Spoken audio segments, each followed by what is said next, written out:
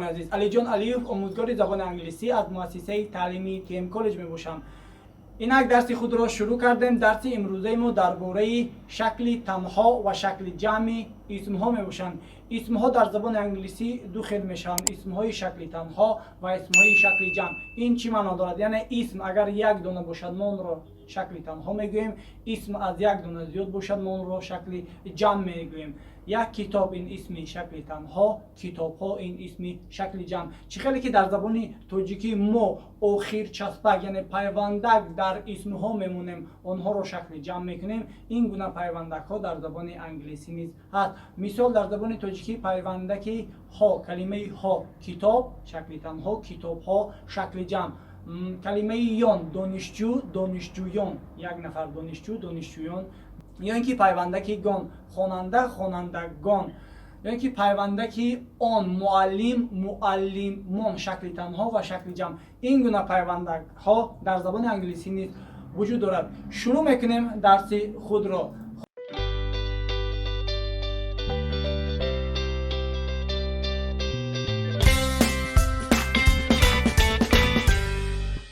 در زبان انگلیسی نیز در آخر اسمهای شکل تنها و پیوندک های s یا اینکه es یا ies یا vs علاوه میکنیم و اینها از شکل تنها به شکل جمع میرود.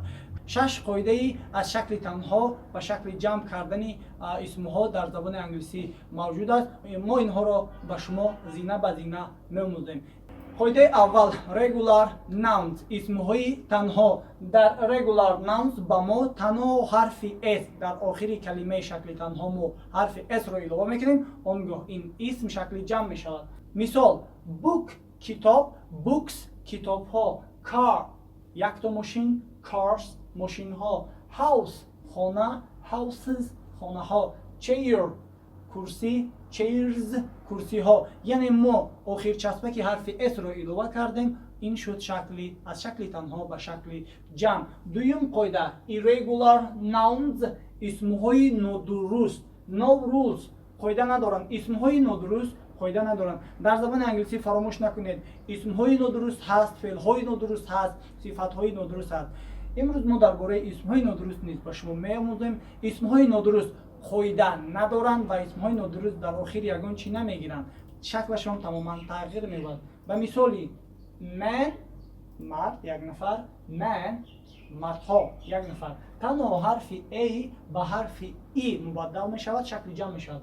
woman زن، women زنها، child کودک، children کودکان، person شخص یک نفر، people آدمان، person یک نفر، people آدمان، mouse موش، mice موشها، goose مرغابی، geese مرغابی ها، tooth یک دندان یعنی دندان، tooth، teeth دندان ها، foot پاچه، feet پاچه ها، ox خطاس حیوان سرپشم که در جایهای خنک زندگی میکند، oxen خطاس ها.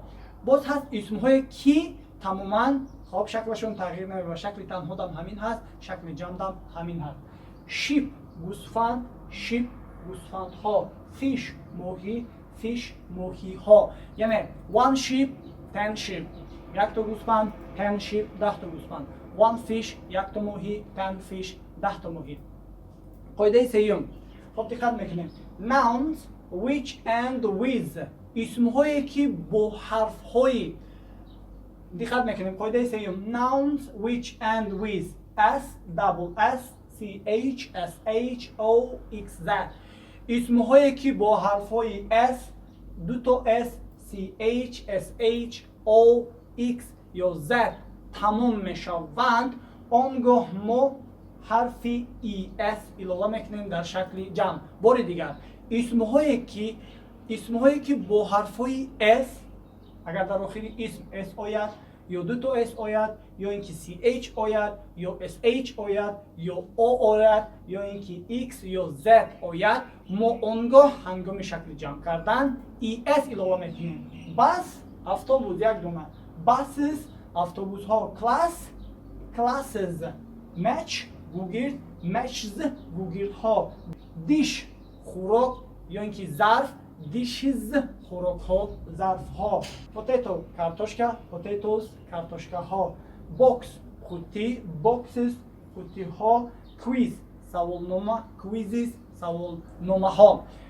این بود سه قاعده اسمهای شکل تنها و شکل جمع. قاعده های من بعده را ما در درس های 14 هم به شما میفهمونیم. در شبکه ما ابونه شدن را فراموش نکنید. درس های ما را زینه به زینه پیگیری نمایید.